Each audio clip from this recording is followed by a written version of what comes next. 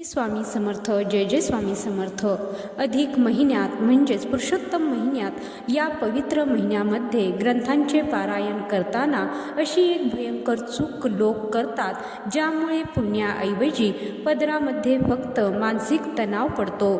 स्वामी समर्थ महाराजांनी स्वतः सांगितलेली ही एक गोष्ट आज तुमचे डोळे उघडणार आहे. तर या महिन्यामध्ये कोणते पारायण कशासाठी केले जाते, कोणते ग्रंथ वाचावेत, आज हे आपण व्हिडिओच्या माध्यमातून पाहणार आहोत.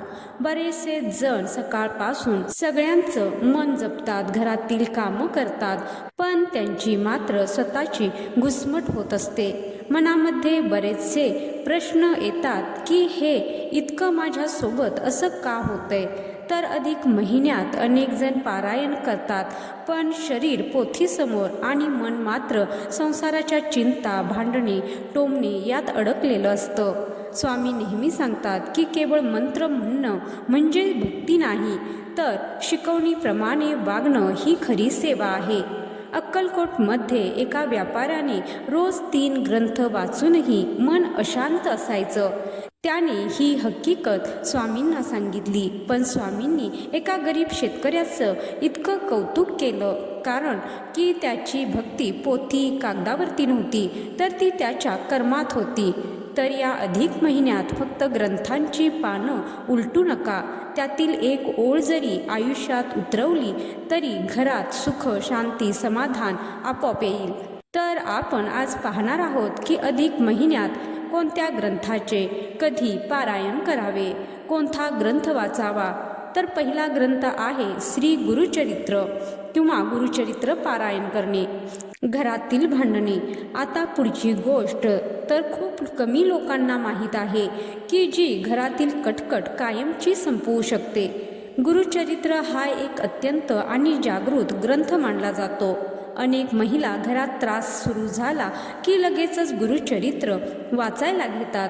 स्वामी समर्थ महाराज नेहमी म्हणतात की मनाचा दिवा आधी स्वच्छ करा, मग देहाचा दिवा लावा. जर घरामध्ये कटकट असेल तर अधिक महिन्यामध्ये तुम्ही गुरुचरित्र वाचा किंवा त्याचे पारायण करा. आणि जर हे तुम्हाला वाचायला वेळ नाही मिळाला तर तुम्ही व्हिडिओ किंवा ऑडिओ लावू शकता किंवा ऐकू शकता. आणि जर वेळ मिळाला तर गुरुचरित्राचं वाचन हे अधिक महिन्यामध्ये शांत राहून नक्की करा. दुसरा ग्रंथ आहे श्री स्वामी चरित्र सारामृत. हे मानसिक तणाव आणि नैराश्यासाठी फायदेशीर आहे. तुमच्या मनातील भीती एका सेकंदात संपवून टाकेल. स्वामी चरित्र सारामृत हा केवळ 21 अध्यायांचा छोटा ग्रंथ आहे, पण यात अद्भुत शक्ती आहे. स्वामी म्हणतात की नामस्मरणात माझी ताकद आहे. काळजी कशाला करतोस? तर अधिक महिन्यात रोज या ग्रंथाचे कमीत कमी 3 अध्याय अत्यंत सावकाश अर्थ समजून वाचा. वाचन पूर्ण झाल्यावरती 2 मिनिटे डोळे बंद करून शांत बसा. आणि तिसरा ग्रंथ म्हणजे नवनाथ कथासार. ज्यांचे पैसे अडकलेत किंवा घरात आर्थिक चणचण आहे त्यांनी ही चूक कधीच करू नये. नवनाथ भक्तिसार हा ग्रंथ संकटातून मार्ग काढणारा आहे, पण याच्या वाचनासाठी काही नियम आहेत. स्वामी कधीच कष्टाशिवाय फळ देत नाहीत. आळशी माणसाच्या पाठीशी स्वामी कधीच उभे राहत नाहीत. त्यामुळे अधिक महिन्यात नवनाथ ग्रंथातील अध्याय 5वा किंवा अध्याय 40वा वाचावा. याचे नियमित पठण करा. यामुळे घरातील नकारात्मक शक्ती नष्ट होते आणि प्रगतीचे मार्ग मोकळे होतात. चौथा ग्रंथ आहे श्रीमद भगवद्गीता आणि कर्तव्याची जाणीव. हा ग्रंथ वाचताना 90% महिला सगळ्यात मोठी चूक करतात, ते म्हणजे भगवद्गीता हा केवळ पूजेचा ग्रंथ नाहीये, ते एक जगण्याचे शास्त्र आहे. स्वामींनी नेहमी गीता ग्रंथाचा आधार घेतलेला आहे आणि त्यात कर्मश्रेष्ठ मांडलेले आहेत. तर अधिक महिन्यात गीतेचा 15वा अध्याय म्हणजेच पुरुषोत्तम योग हा रोज वाचा. हा अध्याय छोटा आहे, पण त्यामुळे घरात सकारात्मक लहरी निर्माण होते. 5वा ग्रंथ आहे श्री दुर्गा सप्तशती आणि स्त्री शक्तीचे जागरण. घरातील ज्या महिलांचा आत्मविश्वास पूर्ण संपलेला आहे त्यांच्यासाठी हे गुपित आहे. अधिक महिन्यात देवीची सेवा करणे अत्यंत फलदायी असते. दुर्गा सप्तशतीमधील पाठ घरातील आजारपण दूर करतात. स्वामी समर्थांनी अक्कलकोटमधील सर्व स्त्रियांना मातांना दुर्गाचे स्वरूप दाखवून त्यांचे रक्षण केले होते. अधिक महिन्यात सप्तशतीमधील अर्गला स्तोत्र किंवा कुंजिका स्तोत्र याचे पठण करावे. यामुळे घरातील आजारपण आणि नकारात्मकता दूर होईल. 6वा ग्रंथ हरिवंश पुराण आणि संतती सुख. मुलांच्या भविष्याची काळजी वाटत असेल तर हा ग्रंथ वाचावा. हा पॉइंट नीट ऐका. हरिवंश पुराणाचे वाचन घरात सुख, समृद्धी आणि मुलांचे कल्याण करते. जे संततीसाठी प्रयत्न करत आहेत तर त्यांनी देखील या ग्रंथाचे पठण या महिन्यात करावं. जसं की मुलं ऐकत नाहीत किंवा त्यांच्या आरोग्याच्या सतत चिंता राहतात, त्यांनी याचे वाचन नियमित करावे. तर स्वामींचे मुलांवरती अपार प्रेम असायचे. ते असे म्हणायचे की तुझ्या मुलाची काळजी घेण्यास मी समर्थ आहे. तर अधिक महिन्यात शक्य असल्यास हरिवंश पुराणाचं श्रवण किंवा वाचन करावे, ज्यामुळे घरात पिढ्यानपिढ्या चालत आलेले दोष देखील संपतात. 7वा ग्रंथ आहे श्री व्यंकटेश स्तोत्र आणि अखंड लक्ष्मी प्राप्ती. कमी वेळेत जास्त फल देणारा हा चमत्कारिक उपाय आहे.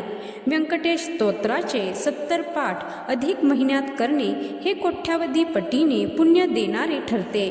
जसे की जर नोकरीत यश न मिळणे किंवा व्यवसायात सतत तोटा होतो, लक्ष्मी तुमच्या घरामध्ये राहत नाही, तर त्यावेळेस तुम्ही हे वाचन करू शकता. स्वामी स्वतः विष्णूचे स्वरूप आहेत. त्यांची सेवा आणि व्यंकटेश स्तोत्र यात फरक काहीच नाहीये. अधिक महिन्यात रोज सकाळी किंवा संध्याकाळी या स्तोत्राचे 3 पाठ वाचन करावेत. वाचनादरम्यान समोर तांब्याच्या पात्रात पाणी ठेवावे आणि ते पाणी नंतर घरभर शिंपडावे. जर तुम्ही हा अधिक महिना असाच केवळ TV, मोबाईल पाहत किंवा शेजाऱ्यांशी बोलण्यात आणि ह्याच्या त्याच्याशी बोलण्यात जर घालवला तर पुढची 3 वर्ष घरात तीच अशांतता आणि तोच आर्थिक तणाव कायम राहील. वेळ निघून गेल्यावरती पश्चाताप करण्यात काहीच अर्थ नसतो. देव तुमच्याकडून सोन्या चांदीची अपेक्षा करत नाही.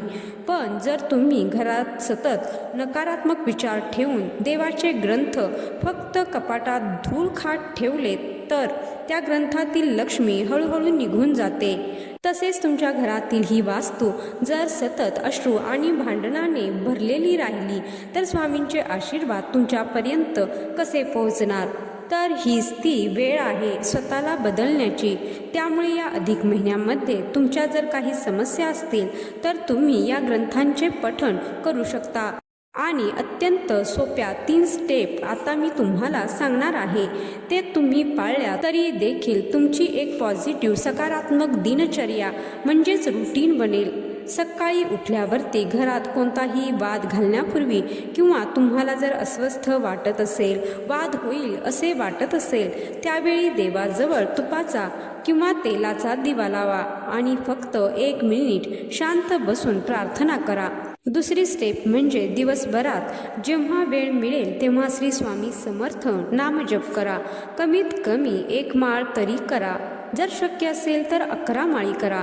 पोथी वाचायला वेळ नसेल तर नामस्मरण हे श्रेष्ठ आहे.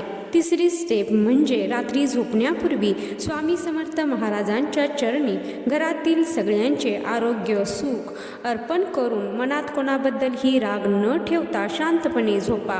विश्वास, आशा आणि स्वामींचे आशीर्वाद यामुळे तुमच्या आयुष्यामध्ये सकारात्मक लहरी येतील. तर आजचा हा व्हिडिओ केवळ एक माहिती नाही आहे, तर स्वामींनी तुमच्यासाठी पाठवलेला एक संदेश आहे. असे समजा की तुमच्या डोळ्यातला प्रत्येक अश्रू स्वामी पाहत आहेत. ते म्हणतात की तू कशाला काळजी करतोस, मी तुझ्या पाठीशी उभा आहे. मनात पूर्ण विश्वास ठेव. या अधिक महिन्यात तुमची सर्व संकटे, सर्व दुःख स्वामींच्या चरणी अर्पण करा. तुमची अडकलेली कामे नक्कीच पूर्ण होतील. आणि हो, कमेंट्समध्ये नक्की सांगा की तुम्ही या अधिक महिन्यामध्ये तुम्ही स्वामींची सेवा करणार आहात, यामधला कोणत्या ग्रंथाचे पठण करणार आहात तेच जरूर सांगा. आणि जर ही माहिती तुम्हाला उपयुक्त वाटली असेल तर हा व्हिडिओ एका स्वामी भक्तापर्यंत जरूर पोहोचवा, जेणेकरून त्यांना देखील ही माहिती मिळेल. तर आजचा हा व्हिडिओ आवडला असेल तर व्हिडिओला एक लाईक नक्की करा. व्हिडिओ शेवटपर्यंत पाहिल्याबद्दल धन्यवाद. जय श्री स्वामी समर्थ. तुमचा दिवस स्वामीमय हो.